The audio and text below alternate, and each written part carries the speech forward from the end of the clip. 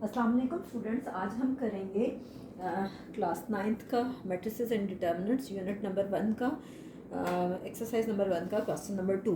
लेकिन question number 2 करने से पहले हम इक्वल मैट्रिसेस की डेफिनेशन कर लेते हैं कि इक्वल मैट्रिक्स होता क्या है। अब देखिए कि अगर आपको कोई से दो मैट्रिसेस दिए जाते हैं, ठीक है, ए एंड बी, कोई से दो मैट्रिसेस आपको दे दिए जाए ए एंड बी, ज़रूरी नहीं है कि उसका नाम ए बी हो, कुछ भी हो सकता है। अगर उनमें दो कंडीशंस जो हैं वो सेटिस्फाई हो रही हों। पहली कंडीशन ये कि ऑर्डर ए का और ऑर्डर बी का सेम हो, order of A is equal to order of B. हम कह सकते हैं two matrices A and B are said to be equal if and only if order of A is equal to order of B. A का order और B का order same होना चाहिए। और सेकंड क्या हो कि देयर कॉरस्पॉन्डिंग एलिमेंट्स या एंट्रीज जो है ना वो सेम हो, their corresponding elements are same.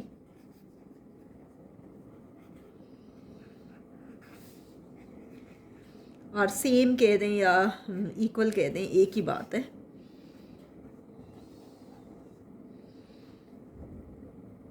For example कि मैं एक मैट्रिक्स लेती हूँ ए इज़ इक्वल टू 4, ठीक है।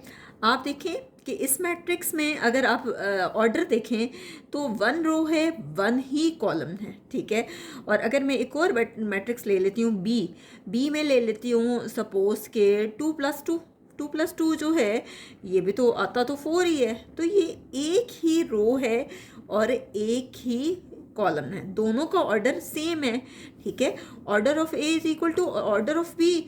और जो कॉरस्पॉन्डिंग एंट्रीज हैं, जैसे यहाँ 4 है, यहाँ पे भी 2+2 जो है वो 4 ही आ रहा है, इसका मतलब है कि ये दोनों इक्वल मैट्रिसेस हैं। अब एक और एग्जांपल मैं आपको दिखाती हूँ कि सपोज कि ये है जी 2 4। देखें 1 रो है और 2 कॉलम्स हैं, इसका ऑर्डर क्या होगा 1/2। और इसी तरह से मैं एक बी मैट्रिक्स लेती हूँ और बी मैट्रिक्स में ले रही हूँ यहाँ पे 2 और ये हमारे पास सपोज मैं ये 3+1 ले रही हूँ, ठीक है। आप देखिए बेशक 3+1 है, आता तो 4 ही है ना, ठीक है। तो इसमें भी एक ही रो है और कॉलम आपके पास 2 हैं, ठीक है। दोनों का ऑर्डर सेम है, दोनों की कॉरस्पॉन्डिंग एंट्रीज ये देखें, यहाँ पे भी 2 है, इस जगह पे भी 2 है, यहाँ 4 है, ये भी 3+1 4 बनता है। तो इसका मतलब है कि ए और बी जो हैं वो इक्वल मैट्रिसेस हैं। अब सपोज कि मैं एक और मैट्रिक्स ले रही हूँ, ए में अगर ले रही हूँ 5 और यहाँ 6, ठीक है। जबकि मैं बी मैट्रिक्स ले रही हूँ 4 2 1 एंड 0। अब आप देखें कि इसमें 2 रोज हैं और 1 कॉलम है, और इसमें 2 रोज हैं और 2 ही कॉलम हैं। तो देखिए पहली कंडीशन ही सेटिस्फाई नहीं हुई, दोनों का ऑर्डर डिफरेंट है और कॉरस्पॉन्डिंग एंट्रीज तो जाहिर बात है वो भी डिफरेंट आ रही हैं। तो इसका मतलब है कि ये मैट्रिक्स जो है ये इक्वल मैट्रिक्स नहीं है, हम कह सकते हैं कि A is not equal to B, ठीक है। तो अब हम एक्सरसाइज का क्वेश्चन स्टार्ट करते हैं कि एक्सरसाइज में क्या कह रहे हैं। क्वेश्चन नंबर 2 है और कह रहे हैं कि which of the following matrices are equal, कौन कौन से मैट्रिसेस जो हैं वो इक्वल हैं, which of the following matrices are equal. हम देखते हैं कि इनमें कौन से इक्वल हैं और मैं आपको प्रूफ करके दिखाती हूँ कि कौन कौन से जो हैं वो इक्वल हैं, ठीक है। तो 1 बाय 1 हम कंपेयर करते हैं। सबसे पहले दिया हुआ है ए इज इक्वल टू 5, मैं सारे के सारे यहाँ पे लिख लेती हूँ। ए इज इक्वल टू 3 है, ठीक है। और बी मैट्रिक्स है 3 एंड 5। मैं 1 बाय 1 सॉरी ये कोमा आप नहीं लगाएंगे, ये गलती से मैंने लगा दिया, ये 3 एंड 5 है, ठीक है। अब ए और बी को हम कंपेयर करते हैं, ठीक है। आप देखें ए का अगर आप देखें ऑर्डर ऑफ ए तो 1 रो है और 1 ही कॉलम है, 1 बाय 1 है। और इसी तरह से ऑर्डर ऑफ बी का ऑर्डर जो है बी में क्या है 3 एंड 5, तो इसमें एक रो है और 2 कॉलम्स हैं 1/2। तो देखिए दोनों का ऑर्डर ही डिफरेंट है, 1/1 है और 1/2 है। तो सेकंड कंडीशन पे तो हम जाएंगे ही नहीं कि कॉरस्पॉन्डिंग एंट्रीज क्या हैं। हमारे पास क्या है कि order of A is not equal to order of B, so a matrix A is not equal to matrix B, so A is not equal to B, A B के equal नहीं है। ठीक है, इक्वल मैट्रिसेस के लिए order का same होना ज़रूरी है, कॉरस्पॉन्डिंग एंट्रीज का सेम होना ज़रूरी है। अब मैंने पहले अब हम लेते हैं ए मैट्रिक्स और सी मैट्रिक्स। अब देखिए ए मैट्रिक्स में 1 रो है और 1 ही कॉलम है, 1/1, और सी मैट्रिक्स में 1 रो है और 1 ही कॉलम है, तो ये भी 1/1 है। 5 में से 2 माइनस करें कितना आता है, 3। अब देखिए ऑर्डर ऑफ ए का ऑर्डर आपके पास क्या है, एक रो एक ही कॉलम, तो हम कह सकते हैं 1/1। ऑर्डर ऑफ सी क्या है, 5 में से 2 माइनस करें 3 आता है, तो एक रो है, इसमें भी 5 में से 2 माइनस करें 3 आता है, तो एक रो है और एक ही कॉलम है, 1/1 है। तो हम कह सकते हैं कि ए और सी का ऑर्डर सेम है, order of A is equal to order of C. पहली कंडीशन तो जी सेटिस्फाई हो गई। सेकंड क्या है कि their corresponding elements are equal, corresponding elements equal होने चाहिए, सेम होने चाहिए। तो कॉरेस्पॉन्डिंग एलिमेंट्स अगर आप देखें तो यहाँ 3 है, 5 में से 2 माइनस करें ये भी 3 है, इसका मतलब है कि कॉरेस्पॉन्डिंग एलिमेंट्स भी सेम हैं, इक्वल हैं, तो हम कह सकते हैं so A is equal to C. Next हम कंपेयर करते हैं कि बी को आई से, कि बी को आई से कंपेयर करने से देखते हैं कि क्या इक्वल आ रहा है या नहीं। अब हम देखते हैं कि और कौन कौन से मैट्रिसेस इक्वल हैं। फर्स्ट तो आ गया ए और सी दोनों सेम है। नेक्स्ट अब हम बी को देखते हैं कि बी की तरह कौन से वाला है। बी है आपके पास 3, 5, और अगर आप देखें आई, तो आई में क्या है 3 एंड 3 + 2, 3 + 2 भी आपके पास 5 ही होता है। तो अब इन दोनों का ऑर्डर लेके देखते हैं कि ऑर्डर ऑफ बी का ऑर्डर क्या है। 1 रो है और 2 कॉलम्स हैं, 1/2। इसी तरह से ऑर्डर ऑफ आई क्या है, 1 रो है और कॉलम भी 2 हैं, दोनों का ऑर्डर भाई सेम आ गया। पहली कंडीशन तो सेटिस्फाई हो गई भाई, order of B is equal to order of I, दोनों का ऑर्डर सेम आ गया। नेक्स्ट क्या था कि सेकंड पॉइंट क्या था कि सेकंड कंडीशन ये थी कि कॉरेस्पॉन्डिंग एंट्रीज जो हैं वो सेम होनी चाहिए। अगर आप देखें यहाँ 3 है तो यहाँ पे भी 3 है, यहाँ 5 है, तो 3 + 2 आपके पास कितना है 5। तो their corresponding elements are same, या एंट्रीज आप कह दें, एक ही बात है। Their corresponding elements are same और इक्वल, एक ही बात है, एलिमेंट्स आर सेम। तो हम कह सकते हैं कि B is equal to I, B जो है वो I के इक्वल है। ठीक है, नेक्स्ट हम करते हैं कि और कौन से मैट्रिसेस जो हैं वो इक्वल हैं। C को हम पहले ही कंपेयर कर चुके हैं A के साथ। D जो है वो आपके पास नेक्स्ट है, आपके पास E को कंपेयर करते हैं 4, 6, 0, 2, और J है 2 + 2, 2 + 4, 2 - 2 एंड 2 + 0। आप देखिए इसको अगर मैं सॉल्व करती हूँ, 2 + 2 4 ही आता है, 2 + 4 6 ही आता है, 2 - 2 आपके पास 0 ही आता है, और 2 + 0 आपके पास 2 ही आता है। तो सेम नंबर्स आ रहे हैं। हम देखते हैं जी दोनों का ऑर्डर ऑफ ई का ऑर्डर क्या है 2/2, 2 रोज हैं और 2 ही कॉलम्स हैं। और इसी तरह से ऑर्डर ऑफ जे में भी 2 रोज हैं और 2 ही कॉलम्स हैं। ठीक है, दोनों का ऑर्डर सेम आ गया। Order of E is equal to order of J, दोनों का ऑर्डर सेम आ गया। अब देखें सेकंड कंडीशन क्या है कि their corresponding entries are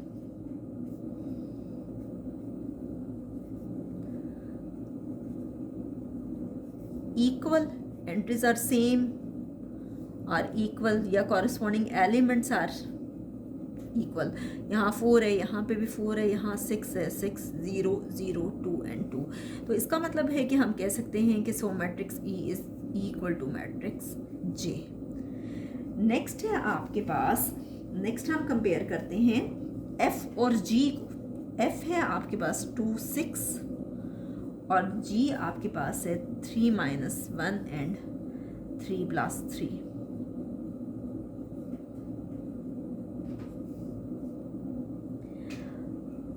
order of F, F का ऑर्डर क्या है? 2 रोज हैं और 1 कॉलम है, 2 by 1।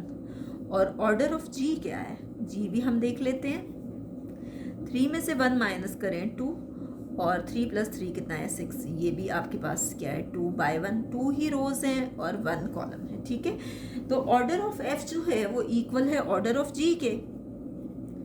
Order of F is equal to order of ji.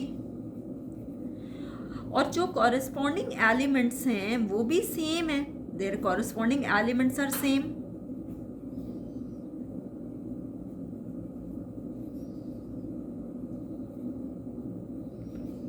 Elements are same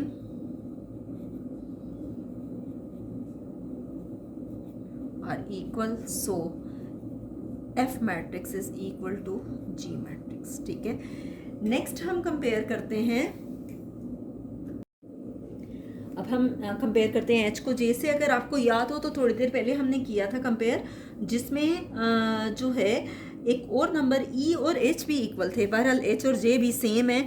4 है 6 है, ये देखें 2 + 2 4 आ रहा है, 2 + 4 6 है, 2 में से 2 माइनस करें 0 आ रहा है और 2 + 0 जो है वो आपके पास 2 है, ठीक है।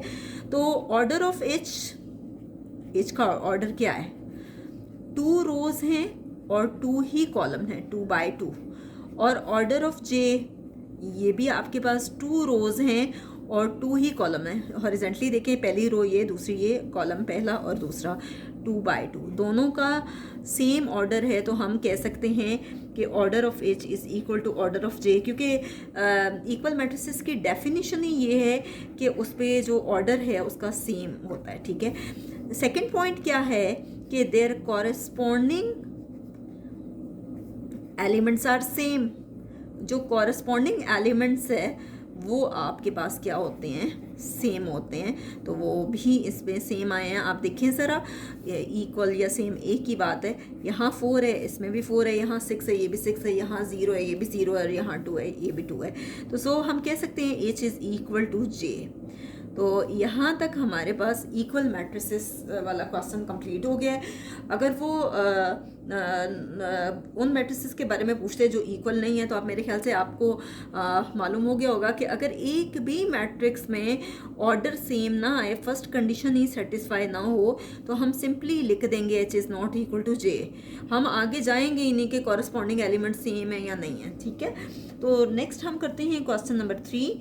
और मेरे हिसाब से जो थर्ड क्वेश्चन है, मुझे लगता है कि ये बहुत ज़्यादा इम्पॉर्टेंट है। अब ये ना हो कि ये पेपर में ना आए तो आप मुझे कहें कि ये क्यों नहीं आया। बहरहाल मुझे लग रहा है कि ये इम्पॉर्टेंट है।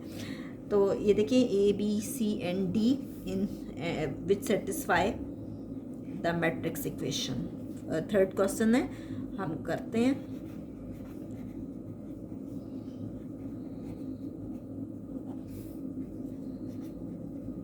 ये क्वेश्चन आने के चांसेस हो सकते हैं। ये क्या है? A + C, C - 1, A + 2B है, और ये है 4D - 6, और ये किसके इक्वल है? 0 3 - 7 2D, ठीक है। अब इस क्वेश्चन को सॉल्व करने के लिए सबसे पहले तो आपको ये पता होना चाहिए कि ये होता है पहली रो। आप अगर गौर करो तो ये पहली रो है, फर्स्ट रो है, फर्स्ट कॉलम है, ठीक है। आप इसी को देखो तो ये पहली रो है और ये कॉलम कौन सा है? दूसरा, ठीक है। अब इसी तरह से नीचे वाले को देखें तो ये आपके पास सेकंड रो है, फर्स्ट कॉलम है, और इसी तरह से इसको देखें तो ये क्या है? सेकंड रो, दूसरी रो है, और कॉलम भी दूसरा है, ठीक है। इसी तरह से आप इसको भी देख सकते हैं, ये first row, first column, first row second column, पहली रो पहला कॉलम, पहली रो दूसरा कॉलम, दूसरी रो पहला column, second row first column, second row second column. ठीक है, अगर आपको ये मालूम हो ना तो आपके लिए इनको करना बड़ा आसान होगा।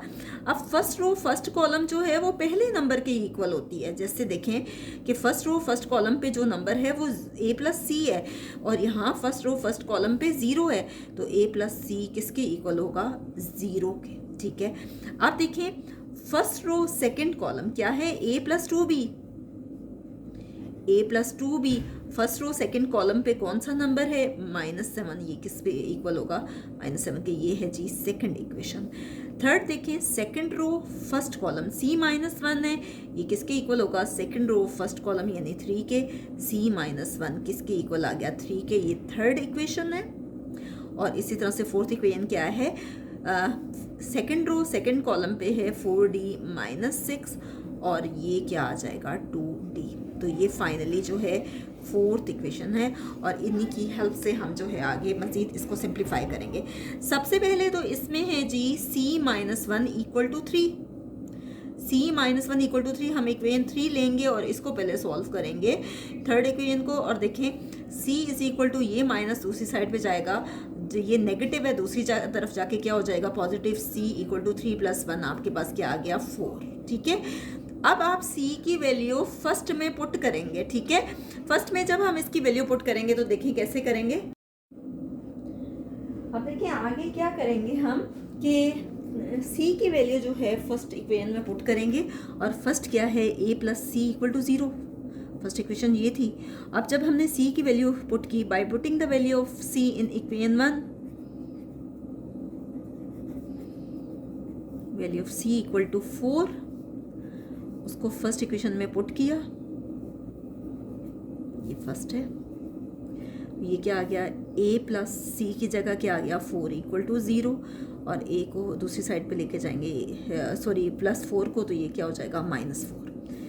a की वैल्यू -4 आ गई और c की वैल्यू +4 आ गई। ठीक है, अब हम क्या करेंगे कि सेकंड और फोर्थ में से हमें b की और d की वैल्यू फाइंड करनी है। हमारे पास बड़ी आसानी से फोर्थ वाली से d की वैल्यू आ जाएगी, तो हम इक्वेशन 4 लेते हैं। फोर्थ क्या है? 4D-6 = 2D। 4D, इस 2D को यहाँ ले आए -2D, क्योंकि ये सेम है, dd है, ये -6 दूसरी साइड पे ले जाएं, ये +6 हो जाएगा। 4D में से 2D माइनस करें, 2D = 6, ये 2 दूसरी साइड पे डिवाइड होगा। कोई भी नंबर जो कि कोफिशिएंट से मल्टीप्लाई हो रहा होता है वो दूसरी साइड पे जाके डिवाइड हो जाता है, बल्कि बहुत साइड्स पे डिवाइड होता है। मैं आपको सिर्फ एक साइड पे डिवाइड करके बता रही हूँ। 2 3 6। और इसी तरह से D की वैल्यू भी आपके पास आ गई। अब आप सेकेंड इक्वेशन लेंगे और वहाँ से आप फाइंड करेंगे a की वैल्यू, सॉरी b की, a + 2b = -7। अब देखिए a हमारे पास आया है -4, by putting the value of a = value of a is equal to -4 in equation 2। Second equation में पुट करेंगे, a की वैल्यू है -4 + 2b is equal to -7। a की जगह -4 हमने पुट कर दिया, 2b = ये माइनस दूसरी साइड पे जाके प्लस होगा, -7 + 4, 7 में से 4 माइनस करें 3, साइन हमेशा ग्रेटर वैल्यू का आता है। 2b = -3, और बहुत साइड्स को 2 पे डिवाइड कर दें या सिर्फ इस साइड पे कर दें, b = -3/2, तो ये आपके पास वैल्यू आ गई। अब फाइनली हमारे पास जो 4 वैल्यूज़ आई हैं a b c d की, वो मैं आपको लिख के बताती हूँ। अब हमारे पास a b c और d सबकी वैल्यूज़ आ गई। अब हम देखते हैं कि इसको जो क्वेश्चन है उसमें पुट करके वैल्यूज़ देखते हैं कि क्या हमारी वैल्यूज़ ठीक आई हैं। a है -4 और c कितना है? 4, और इस साइड पे है 0 3। अब देखिए 4 में से 4 माइनस करें, 0 ही आता है, और यहाँ पे भी 0 है। अब इसी तरह से a है -4 + 2, b कितना है? -3/2। इसी तरह से यहाँ पे C -1 4 -1, और ये क्या है? 4D-6 डी कितना है 3 - 6, ठीक है। और यहाँ पे -7 और 2 डी कितना है 3। हम देखते हैं फाइनली इसको सॉल्व करके। 4 में से 4 माइनस करें 0, 4 में से 1 माइनस करें 3, ये आ गया -4। ये 2 और 2 कैंसिल हो गया, प्लस माइनस क्या आ गया -1, ठीक है। और ये आ गया सॉरी -3 प्लस -3, 4 3 ज़ार 12 -6, ठीक है।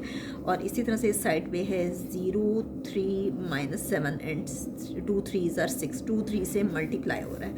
यह आ गया 0 3 minus minus plus, sign greater value का 4 और 3 7, 12 में से 6 माइनस करें 6 इक्वल टू ये आ गया 0 3 -7 6। तो आप देखें कि दोनों साइड्स इक्वल आ गई हैं। इसका मतलब है कि हमारा जो सोल्यूशन है वो बिल्कुल ठीक है, हमारे पास जो वैल्यूज़ आई हैं वो करेक्ट वैल्यूज़ हैं। तो इंशाल्लाह नेक्स्ट वीडियो में हम करेंगे इसी यूनिट की एक्सरसाइज नंबर 1.2।